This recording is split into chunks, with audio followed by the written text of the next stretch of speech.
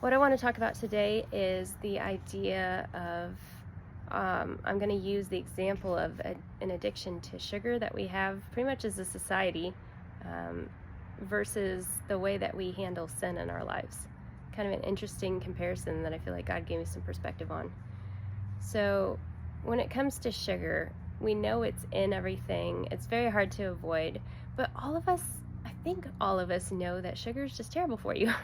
There's no nutritional value, and it actually depletes things in your body, and it's one of the main leading causes of things such as cancer and Alzheimer's and just some other diabetes, major issues in life. And when we are aware that sugar causes these things, most of us just don't do anything about it. Like, it's just too hard of something to avoid, and we love it because it's so delicious. And desserts and candies and all those things are what makes our lives meaningful to some people. But when you really think about it, it's quite a unique thing, because you know that a lot of places I go, especially in the crunchy days of women, a lot of us are more thinking that way. But when it comes to sugar, people just kind of laugh it off and go, oh man, they're eating so much candy today, haha. Or, oh, I'm giving them cake 1 hour before bed, like I'm gonna regret that. And we speak it with our mouths. We're like, ooh, shouldn't do this, I know it's bad. But then we laugh it off and we continue to do it. It's just human nature, it's weird. But I think the reason is because sugar is addictive. And even when we know, one side of us knows it's wrong or it's bad or it's gonna cause problems in our health, the other side of us is like, but it's delicious and it's in everything and everyone else is doing it, and I don't want to cut that out of my life. That's too hard. So most of us just kind of eat it and go with it, and until it becomes a real issue, and then our doctor says, hey, you need to cut back on sugar, and then we may or may not do that, or we might take a medication to try to just kind of put a band-aid over our issues. But the point of all this is, if you think about sin, it's kind of like that. It's like, we know it's bad. We know engaging in something like sexual sin or gossip, things like that, we know it's bad. But there's a part of us that justifies it because maybe the people around us are doing it, our society has found it to be normal.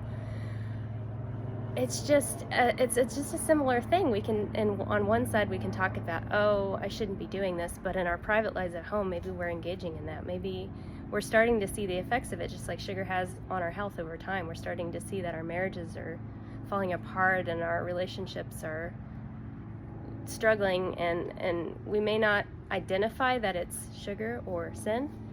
We might just kind of be saying, oh, I need that medication to kind of put a band-aid over this. But if we don't deal with the root cause, then it's going to continue to be a problem that we cannot run away from. And at some point we'll be hospitalized, or at some point we'll be addicted to the point that we absolutely just need God to deliver us, because we are so far into this thing at this point, we don't know how to get out of it.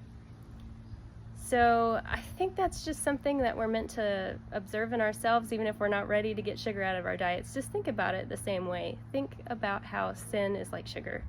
It's like an addictive, kind of seemingly harmful substance that grows and grows and eventually causes real problems in our lives. And just think about that. See what God says to you regarding that, and just remember that we all sin. We all make mistakes.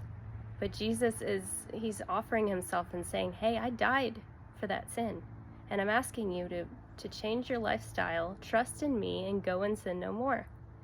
And the beautiful thing is that when we choose to obey him, we choose to walk in that obedience, it's not like, it's with the sugar thing, it's not like your life is over. There are natural sweeteners, there's fruit, there's other ways that your body begins to adjust to, and you feel better. Your brain can think clearer, your body is not in so much pain. So once you walk away from sin and once you trust God with your life and you ask for forgiveness, you're going to be a whole new person. You're going to think differently, you're going to feel so much better, and you're going to be walking in alignment with God's design for your life. So it's absolutely worth it. So just think about that today. Just consider your life and what's going on, and is there anything you need to hand over to the Lord? No matter how difficult it is, do it today.